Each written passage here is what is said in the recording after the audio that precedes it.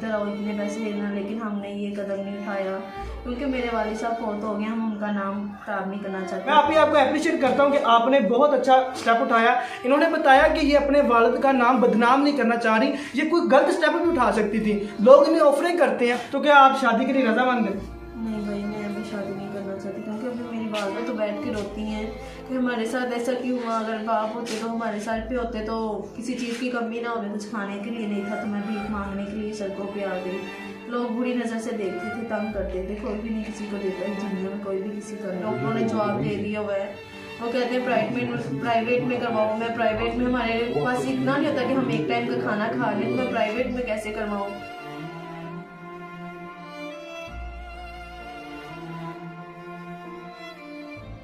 अस्सलाम वालेकुम नाज़रीन, मैं हूं आपका अपना होस्ट अहमद यासीन और आप देख रहे हैं पब्लिक पॉइंट रिव्यू। नाज़रीन, आज मैं मौजूद हूं लाहौर में और मेरे साथ मौजूद है आपी रिमशा। नाज़रीन, इनकी स्टोरी कुछ इस तरीके से है कि मैं आपको बताऊं कि इन्होंने इंटरव्यू से पहले मुझे बताया कि ये मेडिकल की स्टूडेंट है, एफएससी में इनके 80% मार्क्स आए हैं और इन्होंने आजकल स्टडी छोड़ दी है। मैंने इंटरव्यू से पहले इनसे वजह पूछी कि आखिर क्या वजह बनी कि आपके माशाल्लाह इतने अच्छे मार्क्स हैं, आप आगे भी पढ़ सकती थी। तो इन्होंने मुझे बताया कि इनकी वालदा, ये और इनकी एक छोटी बहन, ये तीनों मिलकर किसी के घर में काम किया करती थी।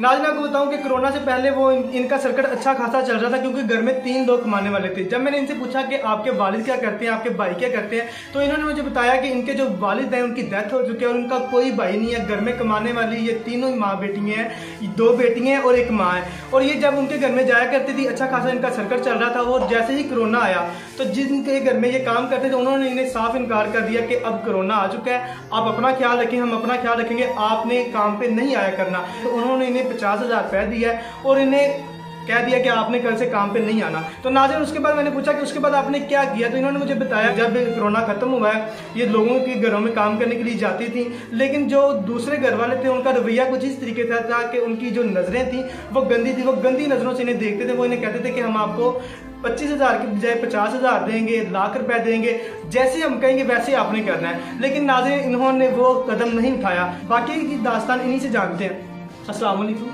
वालेकुम अस्सलाम। कैसी हैं आप?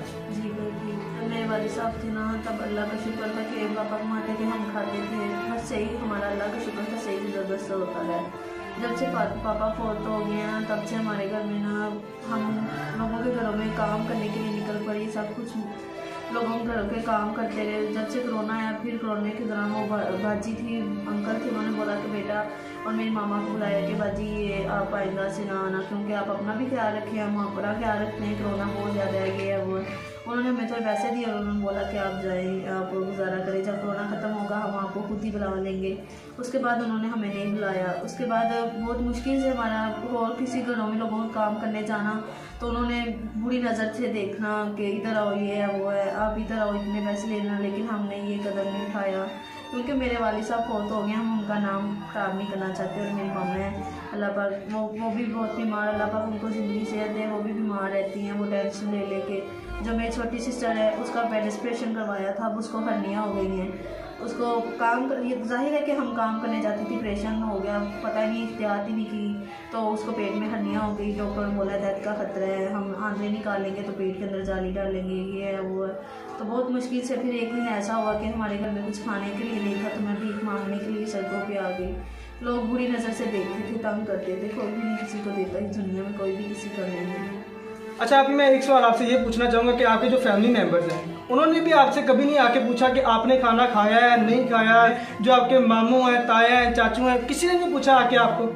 नहीं भाई, मेरे चाचू हैं वो गाँव में रहते हैं और मेरे एक मामू हैं, वो अपने बच्चे, आजकल के हालात ही ऐसे कि कौन किसी का पेट भर सके, वो अपने बच्चों को देते हैं। और जो हमसायेदार हैं वो जब भी आए या देखें इनके घर में कुछ खाने के लिए नहीं है, लेकिन वो हमें खाने के लिए दे देते हैं। आप, आपको अपनी ज़िंदगी से कुछ शिकवा है कि आखिर ये मेरे साथ ही क्यों हुआ, मेरी बहन के साथ ही क्यों हुआ, मेरी माँ के साथ ही क्यों हुआ, हमारे साथ ही क्यों हुआ, ये किसी के साथ भी हो सकता था, ये आखिर हमारे साथ ही क्यों हुआ? अपनी आपको ज़िंदगी से शिकवा है?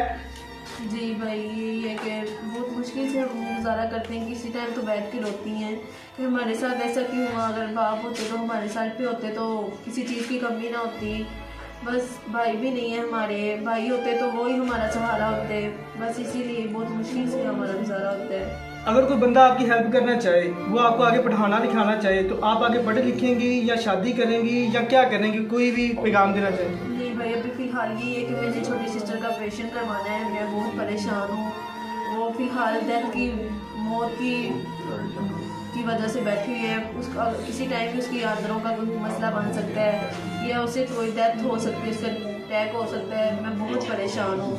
उसकी आंद्रें जो सारी पेट में स्वेल हो गई है, उसको आंद्रों का गलना शुरू हो गया है। डॉक्टरों ने जवाब दे दिया हुआ है। वो कहते हैं प्राइवेट में करवाओ। मैं प्राइवेट में, हमारे पास इतना नहीं होता कि हम एक टाइम का खाना खा लें, तो मैं प्राइवेट में कैसे करवाऊँ। मैं बहुत परेशान हूँ। मेरी मम्मा इसलिए बहुत टेंशन में, वो भी बीमार रहना शुरू हो गई है। हमारे घर में कोई कमाने वाला भी नहीं है। जी, तो नाज़रीन आप इनकी दर्द भरी कहानी सुन रहे हैं। इसके अलावा नाज़रीन आपको बताऊं कि इन्होंने मुझे इंटरव्यू से पहले बताया कि ये मेडिकल की स्टूडेंट है। इन्होंने एफएससी की हुई है और एफएससी में इनके अच्छे मार्क्स हैं, इनके 90% मार्क्स हैं। और ये आगे क्यों नहीं स्टडी कर पाई? क्योंकि इनके घर के हालात बहुत ख़राब हैं। इनकी सिस्टर है, उसका भी ऑपरेट हुआ है। इनकी जो वालदा है वो भी अक्सर बीमार रहती हैं और ये खुद लोगों के घरों में जाके अब काम करती हैं। ये आगे इस वजह से नहीं पढ़ पाई। अगर आप इनकी किसी भी किस्म की कोई हेल्प करना चाह रहे हैं तो वीडियो की स्क्रीन पर आप इनका नंबर देख सकते हैं। नाज़रीन एक छोटी सी रिक्वेस्ट करूँगा आपसे कि उस नंबर का प्लीज खुदारा गलत इस्तेमाल ना कीजिएगा, क्योंकि आज से पहले मैंने 2-3 वीडियोस बनाई हैं तो लोगों ने उसका इतना गलत इस्तेमाल किया है कि उन्हें वो गंदी वीडियो सेंड करते हैं, गंदे मैसेजेस सेंड करते हैं, डिमांड करते हैं कि आप हमारे हॉस्टल में आए, हमारे घर में आए, हम आपको पैसे देंगे, 1 लाख रुपए देंगे, 2 लाख रुपए देंगे, 3 लाख रुपए देंगे। इवन कि इन्हें कहते हैं कि आप हमारे साथ शादी कर लें, शादियों की ऑफर करते हैं। लेकिन मुझे समझ नहीं आती कि वो लोग ऐसा क्यों करते हैं, आखिर उनके घर में भी माँ बहन है। तो नाज़रीन खुदारा आपसे यही रिक्वेस्ट करूंगा कि आप में से जो भी ये वीडियो देख रहे हैं, आप इनकी किसी भी किस्म की कोई हेल्प करना चाह रहे हैं तो इनकी खुदारा हेल्प कीजिएगा, ना कि इन्हें बदनाम कीजिएगा। मैं आपको अप्रिशिएट करता हूं कि आपने बहुत अच्छा स्टेप उठाया। इन्होंने बताया कि ये अपने वालिद का नाम बदनाम नहीं करना चाह रही, ये कोई गलत स्टेप भी उठा सकती थी। लोग इन्हें ऑफरिंग करते हैं। मैं तो आपसे यही दोबारा अपील करूंगा कि इनकी आप किसी भी किस्म की हेल्प करना चाहें, किसी भी किस्म का कोई सपोर्ट करना चाहें, किसी भी किस्म की माली इमदाद करना चाहें, इन्हें आगे पढ़ाना चाहें, वीडियो की स्क्रीन पे आप इनका नंबर देख सकते हैं। इसी के साथ अपने मेजबान अहमद यासीन की इजाजत दें। इंशाल्लाह मिलते हैं नेक्स्ट वीडियो में, तब तक के लिए अल्लाह हाफिज।